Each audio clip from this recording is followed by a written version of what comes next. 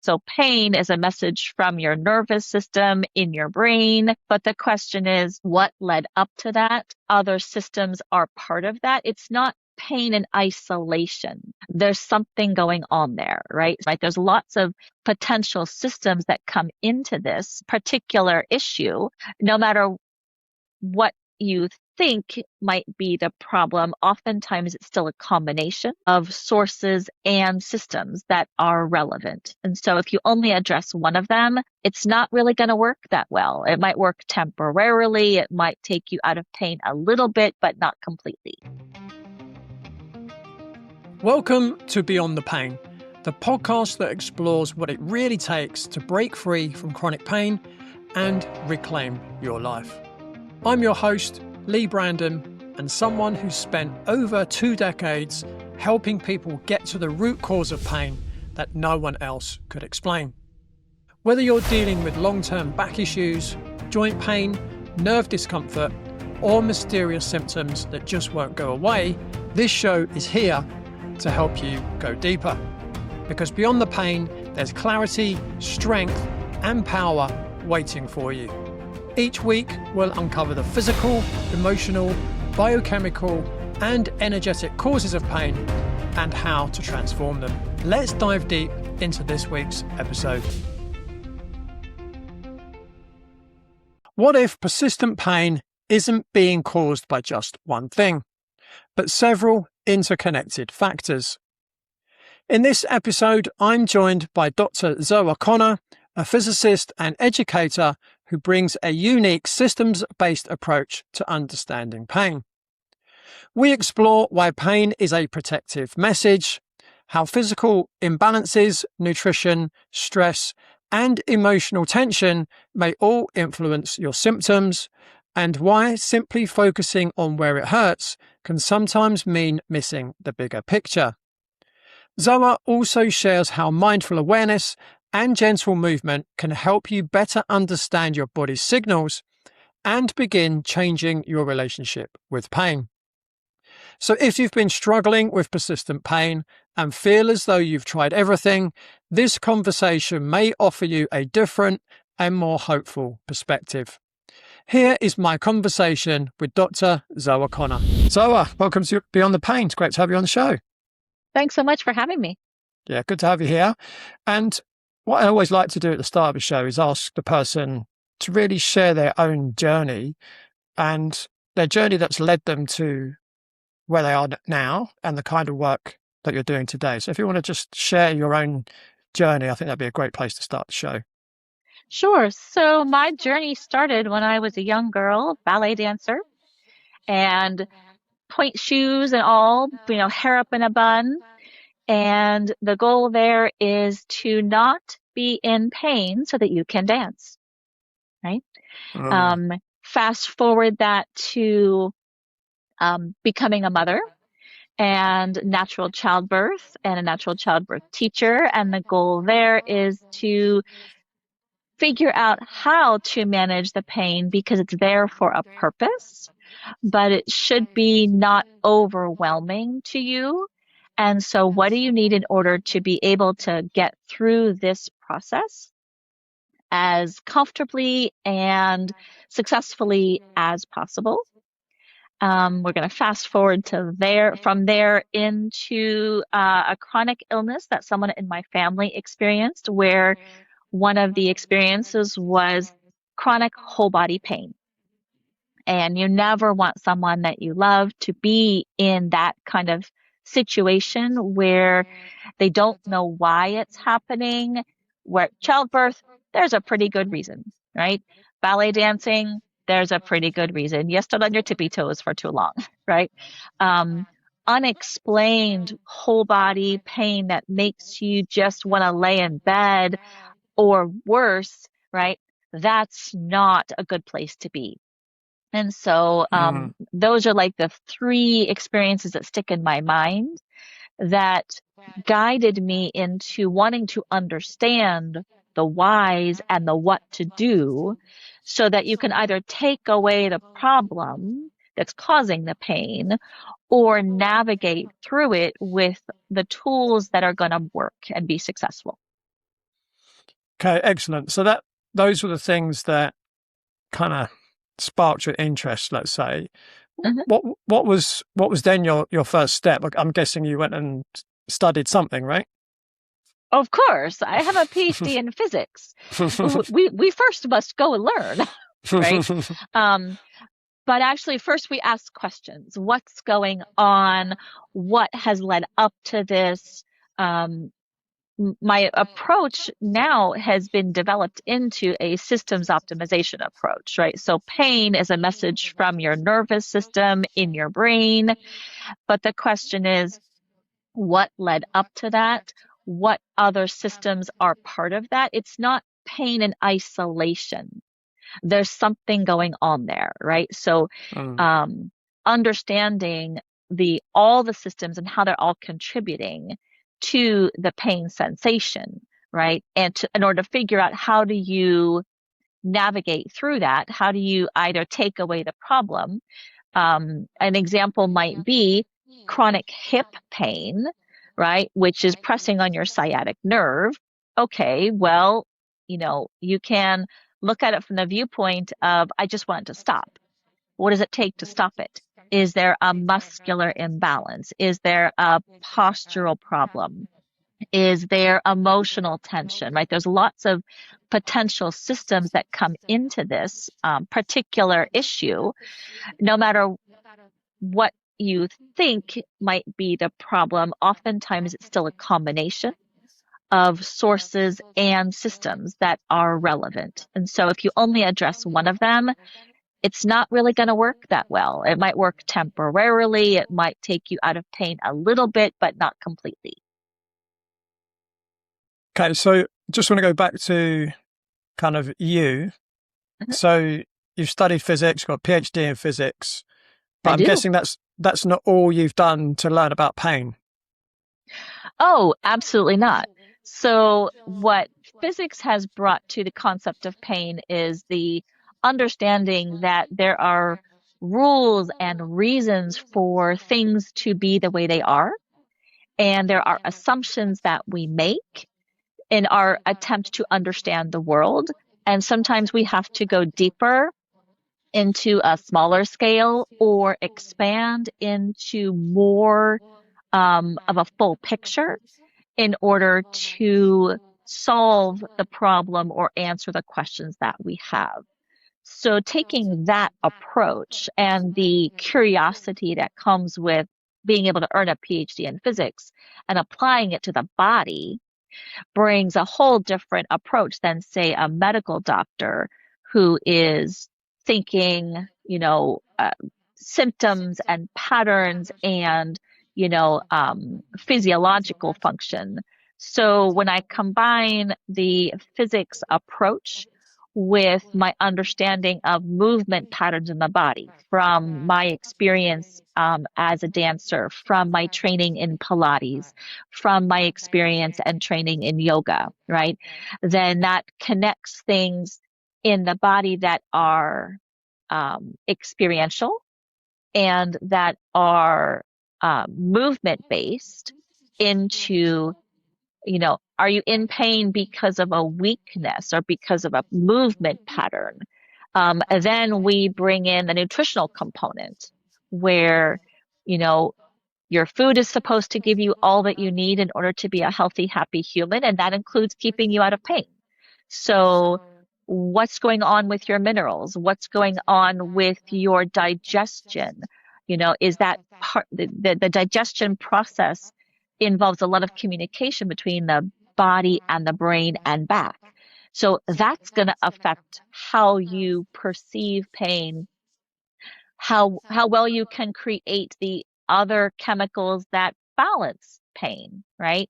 Then we bring in my knowledge about trapped emotions in the body, which is an energy that's held in the body from an experience in the past where that energy is hanging out in the body, waiting to be processed, waiting to be released.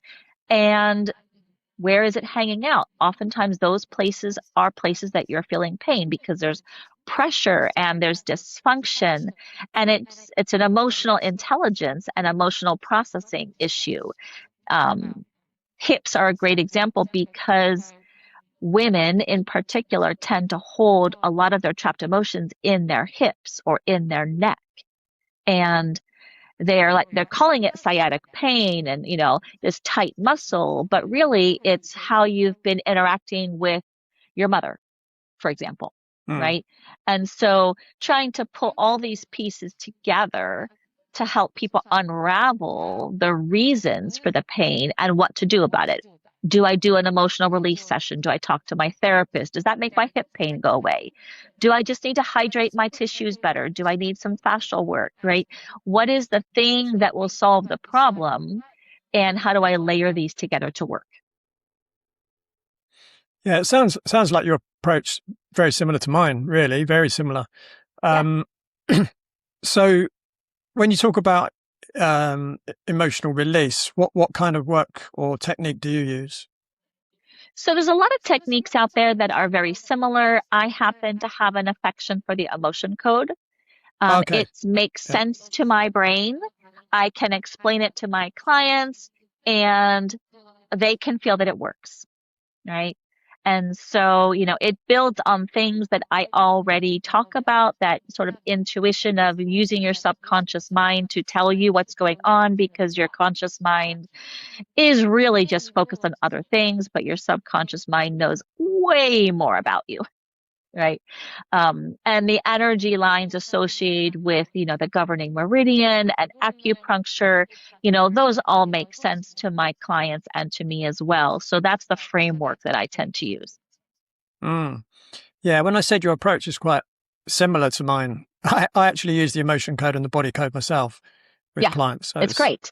Yeah. very similar, very But similar. I had a conversation with another practitioner in a similar field just yesterday, and she uses a different approach, which is Christ-based, but the the methodology of like identifying down to a particular source of the problem, a particular emotion or time or whatever, um, and then allowing your subconscious mind to help release it. And, like that all was the same. It's just that the details were different, but the Mm. approach was very similar. So I found that fascinating. Yeah, yeah, and I believe there's no one best way of anything, right? I think there's so many great techniques out there for so many different areas, and Absolutely. the The best one is unfortunate the thing one that is, actually works. yeah, but the unfortunate thing about a lot of these great techniques is that most people don't know about them because, you know, most Yep. people unfortunately are conditioned. If you're in pain, well, the solution is to numb it with, well, it's normally with painkillers and Right. anti-inflammatories, right? Make it stop. Um, Right. Pain is bad, yeah, but pain is just a message. It's telling your body there's something wrong. The hard part is figuring out what is that thing. yeah, yeah. And it's interesting you mentioned that. Um, I've said many times on this podcast that pain is exactly that. It's a message. The body, it's normally the subconscious mind trying to make the conscious mind aware of something, is how I see it. Yes. But for someone who's suffering with persistent pain, that message can feel confusing, frightening, or overwhelming. How can someone begin to interpret the message of pain in a way that helps them move closer to a solution rather than simply feeling trapped by the symptom? I like to take two different approaches here. One is guiding the client through understanding and identifying and putting words to other messages from the body that are not about pain. So we'll talk about, um, pressure. We'll talk about temperature. We'll talk about other sensations, right? I might use simplistic words like, is your body happy or sad? You know, is your body whispering at you or screaming at you, right? And can we identify and pay attention to any of these other sensations besides pain? You know, an example for someone who's got that sciatic pain, for example, is if you're laying on your back, with bent knees and I hold your knee in place, can you feel my hands? Right? That's not pain. That's pressure. Okay, if I move your knee a little bit, can you feel it moving? You know, is that pain? No, I just feel it moving, right? So it gets the brain to start to pay attention to these other types of messages. And then we can talk about, okay, too many messages coming into the brain in a short time is going to register as pain, no matter what the messages were before that, right? So moving a little bit, it's not painful. I just feel it. Now I'm starting to feel a little tension, a little resistance, a little pull. Okay.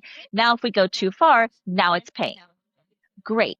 So what that teaches the person is that they can move without pain, but Mm. they have to move carefully and mindfully. And they have to maybe move in a smaller range of motion. Maybe they need to move with purposeful breath, right? And so then they sort of get out of that everything is pain because we know that those pathways up to the brain that register as pain are big, they're wide, they're super highways. Anyone can travel up that pathway and be called pain, but they don't have to. We can take the back road up to the brain and then it's just sensation, right? Mm. Another different approach might be where we're focusing on places that don't hurt, right? So let's just work with your feet or your hands or someplace that does not hurt. And let's kind of fill the brain with sensations that are about something else. And then does that place that was hurting hurt as much? Right. And we can talk about what it takes to calm down the response and what it takes to like diffuse or disperse, right? We can also talk about it from a hormone perspective, right? There's some antidotes to that feeling of pain, like oxytocin. Oxytocin makes you feel good, right? How do you do that, right? Skin to skin contact, a hug from your sister, all sorts of things can do that, right? And then you're not as receptive to pain because you've got these other things going on. So like those are the three approaches that I tend to go with depending on the specific situation. Mm. Yeah, interesting. Yeah, what one of the things that I've found really powerful over the years is to explain to someone, that they they had an injury, say 7 years ago. They hurt their back. Hmm. The back is still hurting, and you say, well, if it was a muscle injury, probably would have healed in a few days or a few weeks. If it was a bone, probably in a few weeks. If it was a complete break, maybe 9 months. Yeah. If it was a disc bulge, it might have been 18 months, let's say, to heal, but it's 7 years, right?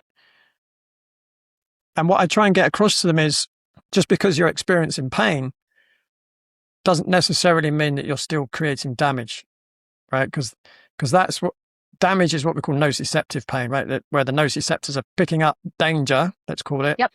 sending the signal to the brain sends a signal back saying there's pain. But people with persistent pain, long-term pain, what they're experiencing is neuroplastic pain, right? Right. That's not actually creating any damage. And once someone can accept that can open up a real, window of opportunity for people. That's certainly what I've found. Absolutely. Understanding that it's not something that is wrong right now, you know, but that it's just hanging out. It's been there for a while. You're responding to it in the same way. So let's respond to it in a new way, you know? Yeah. Yeah. It's a bit And like, if you're, again, I've used this analogy so many times, but if you're asleep at night at home and there's a fire in your house, you want the fire alarm to go off, right? right. That's like, if you're stepping on something sharp, you want to feel pain before you put your entire foot through it, right? Yes. But with persistent pain, the fire department have turned up, they've put the fire out, but the alarm is still going. Right. Right. So Right. that's an analogy I often use with people to try and understand that pain doesn't always mean damage, and I think that can create Right. It quite could a mean shift. past damage that you're still living in, Yeah. Yeah. right? So that's why, the people who've got the injuries from the car accident that was a decade ago, and when they're stressed or they're arguing with their daughters or whatever, that shoulder hurts again. Okay, but the shoulder isn't hurt fresh. That's not a new thing, right? Yeah. But you're feeling it in that same place. That's a great place to go to trapped emotions. That's a great Mm. place to talk about your fascia having a memory, right? It was hurt. Now you're stressed. You're more receptive to pain. You feel that, right? Yeah. Just like you're worried that that the smoke detector will go off again, Mm. right? Yeah. So every night you go to sleep, you're like wondering, is it going to go off again? And you're still in that place. Mm. And yeah, that's something that we can absolutely address and shift. Yeah. Yeah. It's interesting you mentioned the memory of the fascia, and this is something I've been thinking about for quite a while. And I've asked a few guests. I'm going to ask it to you because you're clearly a smart person. So fascia, my understanding, fascia is quite largely made up of full phase water. We Mm-hmm. know that water is one of the best storers of information. Yeah. And many years ago, when I was studying the body talk system, over 20 years ago, I remember a bit that they taught that when emotions get trapped in the body, they get trapped in the fascia. And so my head is thinking, well, when we trap emotions in the body, is it actually being stored in the water in the fascia? I don't know. I don't know the answer, but I'd be quite interested to hear your view on that. If you've been living with chronic pain and feel as though you've tried everything, it may be because an important part of the picture has been overlooked. In my book, Beyond the Pain, I explore why persistent pain is not always explained by the place where it is felt. Structural and biomechanical factors matter, but so can nutrition, inflammation, sleep, stress, nervous system sensitivity, suppressed emotions, and the meaning your brain gives to what is happening. The book will help you look at your pain through a wider, whole person lens and begin identifying the influences that may be keeping it going. You can find Beyond the Pain in paperback and ebook through the links in the show notes. Fascia itself is a sort of tissue which has, this combination of strength, this combination of pliability, and this combination of liquidity, right? So the strength being your collagen, you're holding yourself together, right? And so that's where it's both strength and stiffness, right? And that has to be balanced by the pliability, the flexibility, the adaptability, right? Mm. But neither of those is enough. You've got to have your fluid, your juiciness, right? Things have to glide past each other. So the collagen just knows how to be there and be still, right? The elastin knows how to allow you to go, and the water is what communicates between them.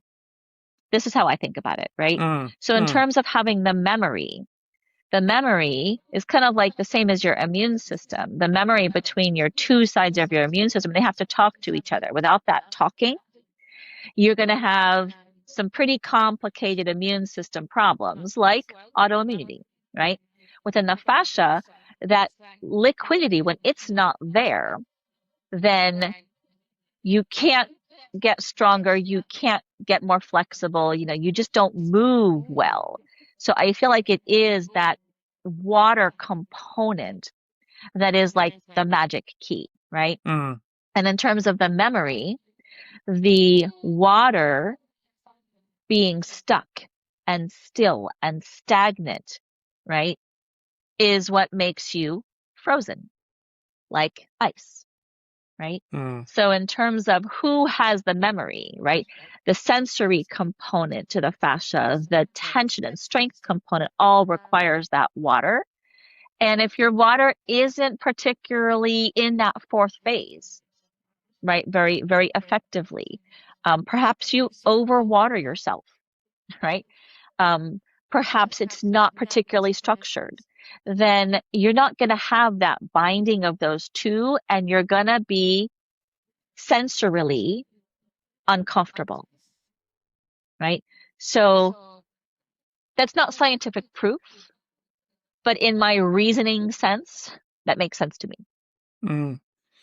Yeah. Yeah. I just like to ask that question. Yeah. And I haven't, you know, researched it a lot myself, but it just seems, you know, the fact, well, not the fact, but the possibility that when we do store, let's, unreleased emotions, if it does store in the fascia, and fascia is predominantly water, and we know that water stores information, is that I just think there's got to be a link there. There's got to be a link somewhere, but I'm sure we'll find out one day.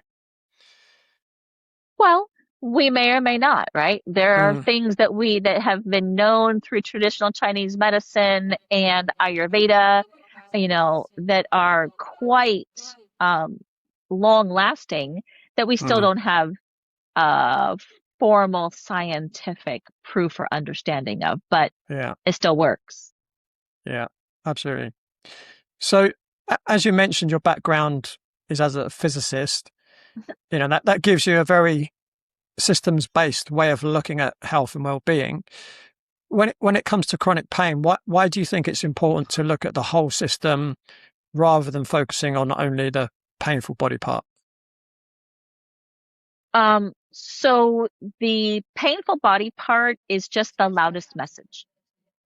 There's other messages coming in about the state of the body as a whole, but when you're in that pain frame of mind, shall we say, you can only pay attention to the loudest, most important message, Mm, right? The fire truck can only go to one fire at a time. It's going to go to the biggest, most important fire first, right? And when that one is calmed down, then it can go to the next one, right? So the problem is that you can keep addressing the biggest fire, the biggest pain place in the body, but that's not necessarily actually where the problem lies. And it's not where the solution lies either. It's mm, just the loudest message at the time. And when that quiets down, then you can notice that there's also someplace else that has a complaint and that's often related, right? If we talk about the hips and the neck again, right? The neck discomfort, maybe it's from a disc, maybe it's from something else, right? It's just going to radiate through the body, right? But may have more sensation through your shoulder and consider it a shoulder problem and you work on the shoulder, but really it comes back up to the initial problem being up at the neck, right? Or maybe it kind of goes right through the shoulder and it goes down to your hips or down to the bottom of your foot, right? And then you work at it like you have to untwine all the connections in the body, which means if you only pay attention to the neck, you're never going to untwine the problems and it's going to keep coming back. mm. Yeah, absolutely. I mean, you can look at that in so many different ways.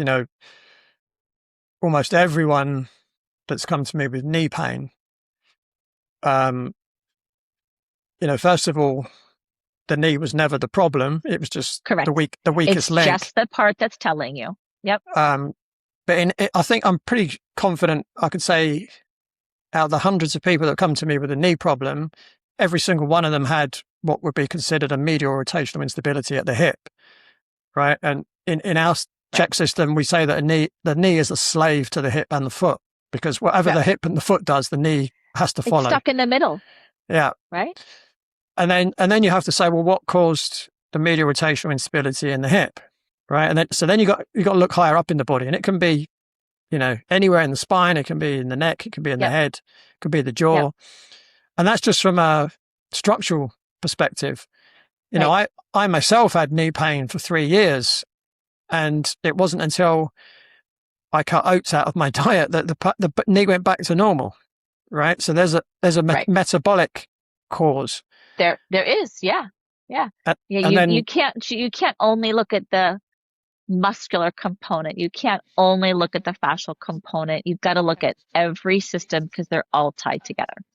mm, yeah, and I had one lady, again, I've used this example many times, but she had lower back pain. She hadn't slept in a bed for, I think it was over 20 years. She'd had the pain for, I think it was 25 or 27 years. She also had shoulder pain and arm pain. She'd fallen off of a mountain bike, again, Hmm. about 25 years before.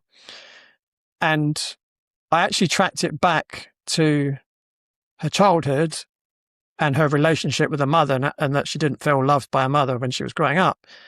And Yep. then once I coached her through a process of reaching out to her mother and just explaining how she felt, Hmm. all her pain went away. Yes. So all the treatment she'd had on her back, all the medical appointments, the drugs, she didn't have surgery, It thankfully. wasn't physical. It wasn't a physical problem. It No. was initially. Like she Well, yeah. she hit her back and she fell off a bike that damaged her arm. So the original injury was physical damage, Right. but the persistence of the pain was not physical. Right. So, she could have looked for the rest of her life for a solution with practitioners looking at her shoulder, looking at her lower back, and they were never going to find the root cause of the problem. Correct. Yes, because they didn't include enough systems. Yeah. Yeah. Yeah, it's interesting because, again, all these words we're using, I'm also writing a thesis at the moment, and all the same words are coming up, which is quite interesting. That's fabulous. Yeah. So, as we've kind of alluded to, many people are looking for the one thing that will fix their pain, right? So the It one would be so exercise. easy if there was a one thing. Yeah, so it might be the one exercise, the one supplement, the one treatment, the one emotional release. Why does a multi-pronged approach often work better when someone is dealing with ongoing pain? So when you are trying to untie a knot and you see one end, you know there's another one. But what you might not see is that there's actually 6 ends because it's 3 strings knotted together. So if you only pull on the one, you can pull, and all you're doing is tightening the knots for the other 2 strings. You might be getting a string out, right? So in order to fully undo the knot, you've really got to pull apart all the pieces and realize that there's 3 separate problems, and you have to address all of them in coordination, in tandem, right? So when I have a client come, oftentimes they're coming because this thing is what they want fixed. Great. But when we talk, we realize that that issue also comes along with several other issues that they have decided are manageable, but this one is no longer.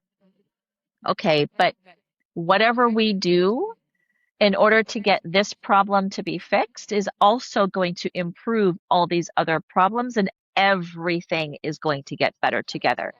And then they really like that concept because, well, they might have accepted that, well, my digestion isn't that great, but it's okay as long as I don't eat A, B, and C, right? And my sleep isn't that great, but I only wake up once a night to pee, right? And so, like, again, they've decided that these are tolerable levels, but they don't realize that they're actually all interconnected. And so then they can fix all the problems if they just allow this multi-pronged approach to happen, right? But at least in Western medicine, it's not multi-pronged. It's very single-pronged, and their prongs are not even touching, you know? So if that's the health environment that you are familiar with, multi-pronged approaches won't make any sense at all, right? Because if you're multi-pronged, it's because you go to the endocrinologist and the cardiologist and the podiatrist, but they don't realize that that heartache from breaking up with your boyfriend when you were 17 might actually be affecting both your foot and your heart and your energy level, Mm. right? And they're not going to see those connections, but they're also not going to solve the problems in a effective, minimal way, right? So when I'm working with people, I'm trying to find the solutions that are sustainable, that are going to be impactful, and that are lowering their stress and the number of things they have to do, right? I can't tell you the number of times people come in and they've got this bag of supplements, and each supplement has this long list, right? Okay, vitamin D is in 5 of these. How about if we just add that up? How much are you actually taking, you know? Mm. And they don't even realize it, right? But Mm. but they all looked good, right? And so they'll throw the kitchen sink at a problem, and they'll go in many individual directions to practitioners, but they have a hard time finding that middle, which is that multi-pronged approach. Mm. Yeah, I think one of the reasons why a multi-pronged approach is important is because as human beings, we are a system of multiple systems and they all interact, right? So my my view on pain, and it's open to change like everything, but I see four main components that potentially can cause pain. One is structural, one is metabolic, one is nervous system regulation, and one is emotions. But they all affect each other. You can't affect one without affecting another one, right? If I, if you think of someone who's depressed or shy, you can think in your mind, what does their posture look like, Oh right? yeah, Because your you emotions, know, absolutely. yeah, Your you, emotions are mirrored in your body, and so your body then affects your emotions, right? But if you think about when most people, as they were learning about the world, right? When you're young, you learn about it experientially from your parents and from living. And then at some point, you go to school, right? And when you go to school, then you have subjects, right? And that comes in different ways in different countries. But ultimately, most people end up with a maths class and they end up with an English class. And so there's this very compartmentalized, and there's biology and then there's psychology. They're different, right? So they don't grow up with those intermingled, mm, right? You can be good at maths, you can be good in history. Um, and many people love the concept of being of interlacing them together, right? Those are the people who welcome a multi-pronged approach because they do it to life, right? But if you assume that everything is separate and that they're unrelated, then you're going to have a problem applying that to the body as well, right? mm, So with me being a PhD physicist, I was pretty good in math. I was pretty good in science, right? That was the direction I headed, right? But the corollary when I was growing up was that I couldn't also be good at English. I couldn't be good at writing because I was good at this other thing. I had to pick, right? And it mm, wasn't until I was in university in a technical writing class, was the first time someone teaching me about writing or speaking said, you're actually pretty good at this. And I was like, no, I can't be because I'm good at this. They're like, that's ridiculous, right? And so, well, let's call that the entry into multi-pronged Zoa, because before that, it was like I could be here or I could be here, but you mean I could bring them together? I like that idea because mm, they're going to help each other, right? So my ballet informs my work. My physics informs my work. My ability to communicate and use words that people understand that are not overwhelmingly complicated informs my work. It's all good. But and that means that I take that into the people and help them understand how their systems are connected as well, right? And they might know something or have heard something or have read something, but to feel it and understand it and experience it is like, ah, yes, that argument with my husband really did aggravate my hip pain. Yes, it really did. Mm, Right? And now that we've calmed down and you've forgotten about that and you let it go and you practice yoga for an hour or whatever it is that we've done, yeah, it doesn't hurt as much, which means now you've got a tool. Now you know that if you're getting ramped up emotionally, you can ramp yourself back down and it won't hurt as much. mm, yeah, yeah. So one of the big questions in pain recovery is where to begin. Some people might need biomechanics, posture, movement. Others might need to address stress, trauma, emotional patterns, or nervous system regulation. Yes.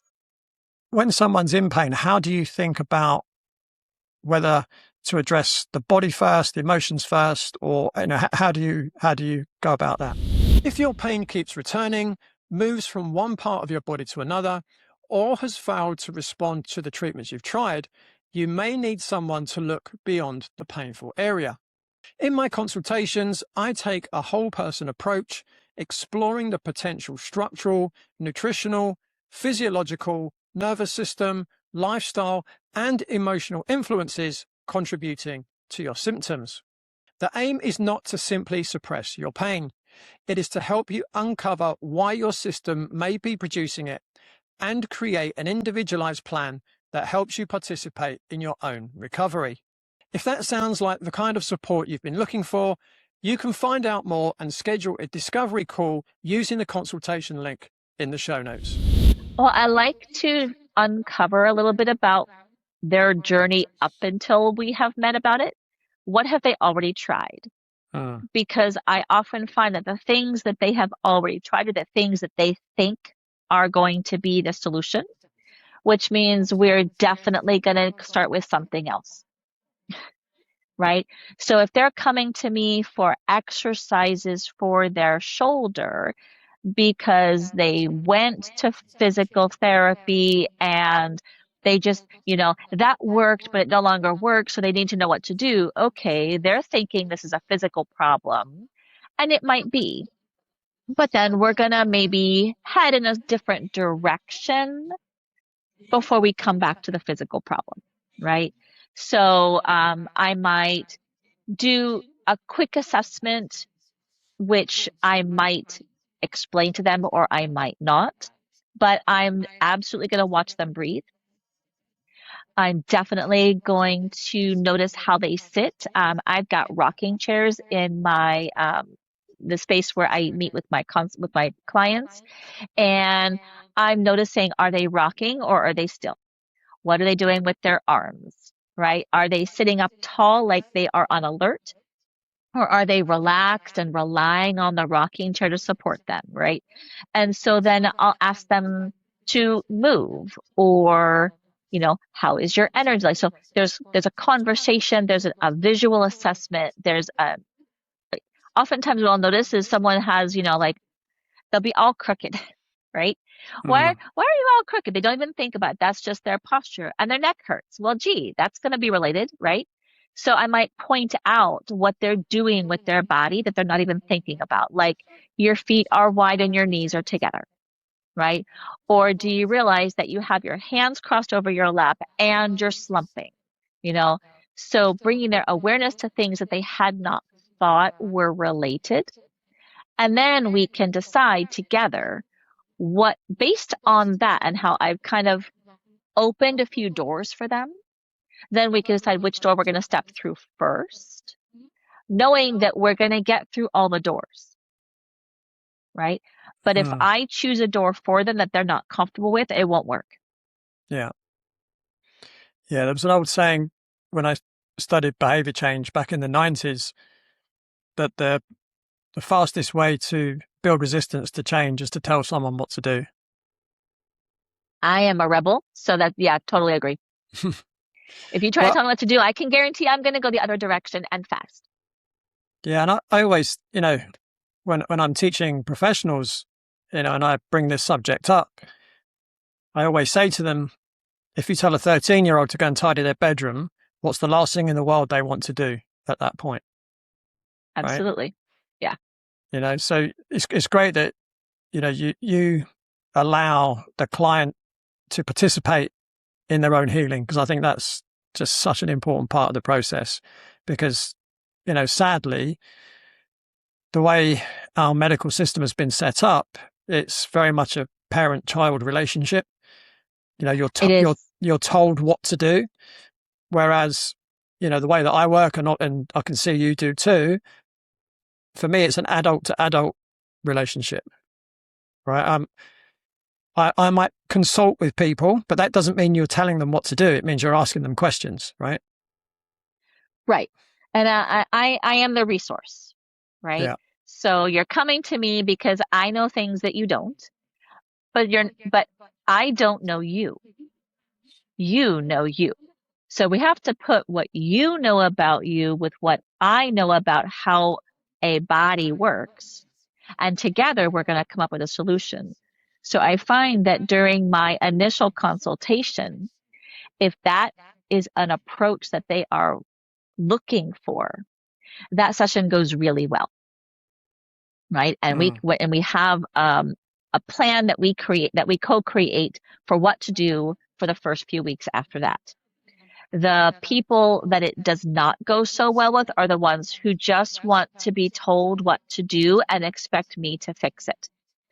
I can't fix it. I can educate you. I can guide you, but I can't fix a damn thing without you. It's got to be a partnership. Yeah, absolutely. And again, if pain is there to teach us something, you're going to have to listen, right? Rather than, oh, take it away. I don't want this. This is uncomfortable. So, no, it's got a message for you, right? And if you don't participate, you're never going to understand what the message is, right? Right. And I find that most people just really would like to understand, why does it have to send that message? Why what does it take to make it happy enough in terms of the body not needing to give you the message of pain, right? It's not that they want it to stop. It's that they want it to not need to be there, right? And those are my favorite clients, right? Because they truly want to understand what's going on in the body. They want to understand what got them here and how to get out of this place and how to make sure that they don't come back to it. Yeah, absolutely. So exercise is often recommended for pain. Indeed, sometimes I give people what I consider corrective exercise. But many people can also be a source of pain. Yeah, absolutely. I was literally about to say that, right? Yeah. Many people have had the experience of certain exercises helping, whereas other people have found that exercise or specific exercises makes the pain worse. Yes. Why do you think some exercises reduce pain while others aggravate it? I think there's several reasons. One is that if they're doing the exercise in a way which does not support the form and function of the body is going to tell them, I don't like how you're doing this. Please stop doing it. Right? So the shoulder is a great example because it's such a pliable joint. And you've got so many power muscles and so many stabilizing muscles to support the joint that you can do a movement from the wrong part of the body, shall we say. So from the wrong set of muscles. And then it won't feel good, right? When you're trying to address your rotator cuff muscles of your shoulder, your elbow shouldn't move, right? If you're doing an external rotation, your elbow is perched on a stick, right? It does not go back and forth. That's not the right muscle, and it's going to hurt if you do it wrong. So there's that. You're doing the exercise, but you're not doing it well. You're not doing it correctly. But then there's the idea that you're doing it quickly versus slowly. that matters too, Mm-hmm. right? You can't just knock out 20 reps of something if you're trying to do a deep, deep stabilizing muscle that really wants you to go slow, right? So there's a timing aspect. And of course, that's a nervous system aspect as well. I find a lot of people can do an exercise and have it hurt if they aren't breathing. But if they breathe with the exercise, then it doesn't hurt anymore. And they're always like, why does that matter? Well, that's a complicated question to answer too, right? Because it's a combination of things. But the fact that they didn't realize that that was something that could impact their pain is always eye-opening and always a good thing to go forward with, right? So why exercises hurt? There's a variety of reasons why it could hurt, and there's a variety of solutions to get you out of the pain. It's not ever the exercise itself, oftentimes, right? I always find that it's never that the exercise is a bad one, just as a blanket rule. It's always the details about how it's being accomplished. Yeah, there is a saying that there's no such thing as a bad exercise, only a badly prescribed exercise. Right. Right. Yes. If someone has, for instance, a bulging lumbar disc, I'm certainly not going to give them an exercise where they're flexing the lumbar spine, Right. pushing the disc posteriorly. Yes. Yes. Don't make it bigger. Yeah. Right. So there's certainly that. I mean, the other thing as well is that, again, if someone's nervous system is really on high alert, right, what we call central sensitization, Mm-hmm. it could be, they've just had an argument with their spouse, they didn't sleep very well, they've maybe been on the road for a few days, they've been eating junk food, and when they exercise, they feel pain. But on another week, when they're eating well, they're getting on with their spouse, they're sleeping well, maybe that movement doesn't hurt now because they've kind of, they've reduced their susceptibility to pain, or they've increased their threshold to pain because they've reduced the stress on the nervous system. The other thing I think is important for people in pain is that there's nearly always a movement you can do that doesn't create pain, because movement is so important. When you think most of our joints are synovial joints, so that synovium, which lubricates our joints, requires movement, right? Otherwise, it doesn't lubricate the joints. So movement can be really important. And one thing I often suggest to people, if they can, get in water, because first of all, that's taking the load off your joints, right? Yes. And just the motion of the water against your skin can be quite healing as well, especially, if it's good quality water, it's not, polluted or, high levels of chlorine in the swimming pool, etc. But yeah, if you can find an exercise that doesn't hurt, why not try that? But an interesting experience I faced was a family member had broken their leg or their ankle, and there was a birthday party, and this person turns up on crutches, and all of a sudden a favorite song comes on, and all of a sudden all you can see are these crutches going up and down in the crowd, right? Yep, they want to dance. Because now she's feeling really happy because she's hearing this amazing music. Now she hasn't got any pain. Yes. Right? Which again just shows you how tied in your brain is to experience of pain. She had an acute injury; she'd broken a bone, right? Yeah. And just it's quite reasonable that it would hurt. What's that? Right? It's quite reasonable that it would hurt. Exactly, right? But then, soon as this music came on, she forgot that she was in pain.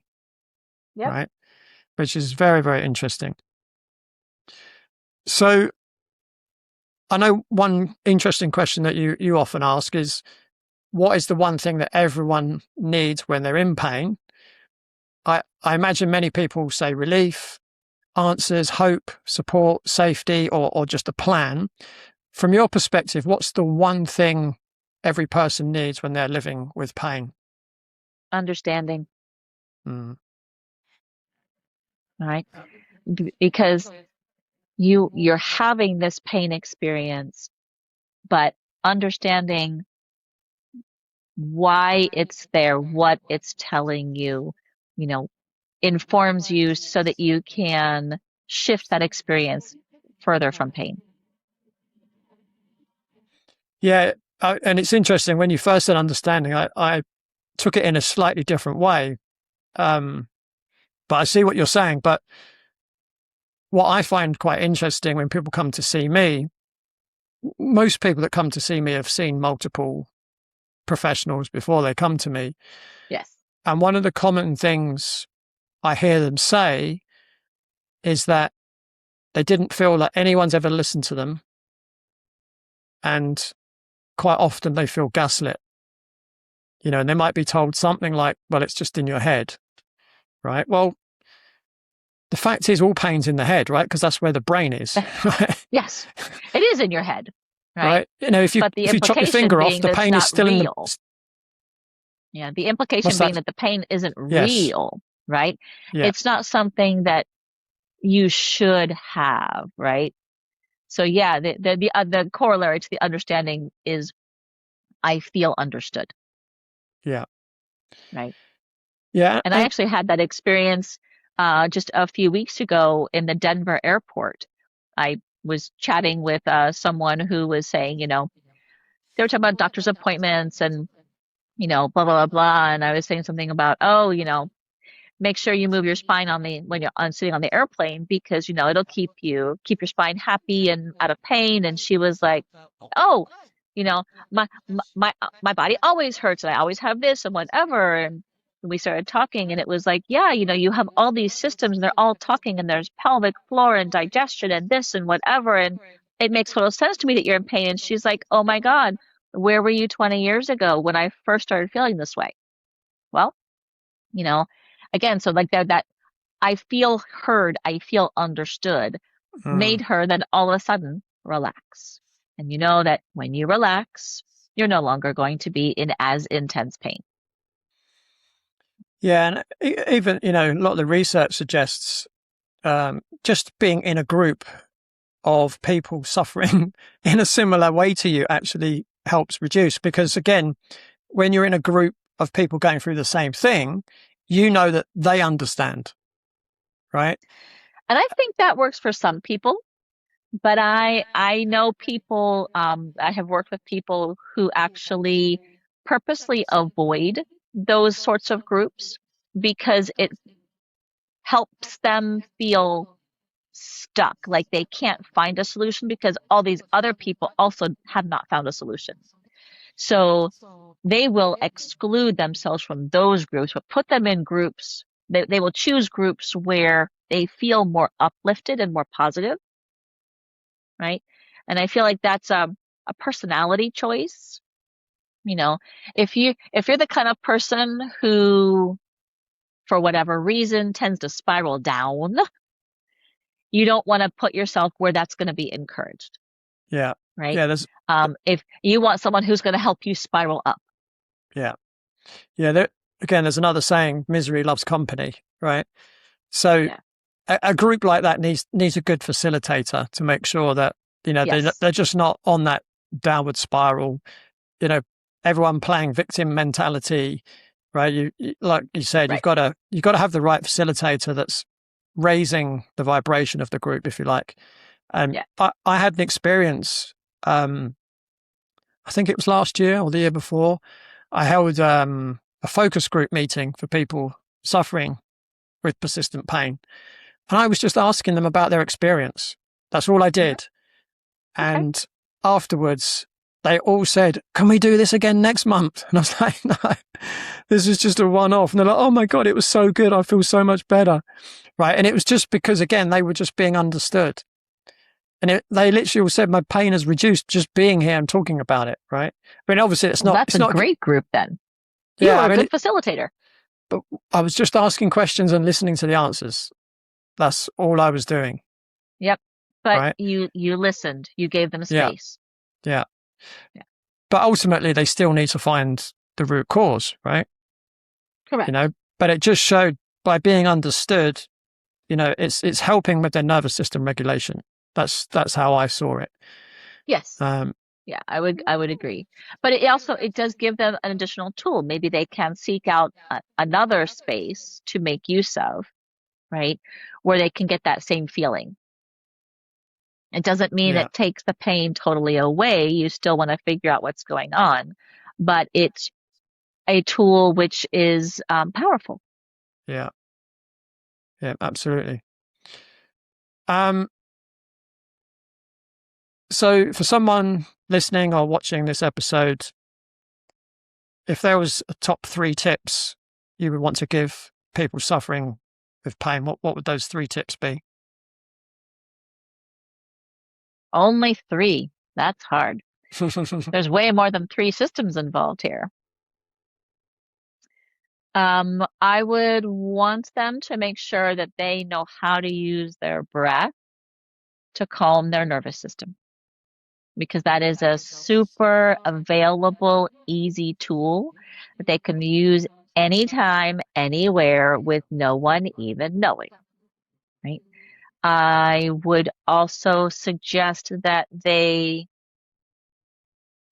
make sure that they know or are actually moving their spine on a daily basis, right?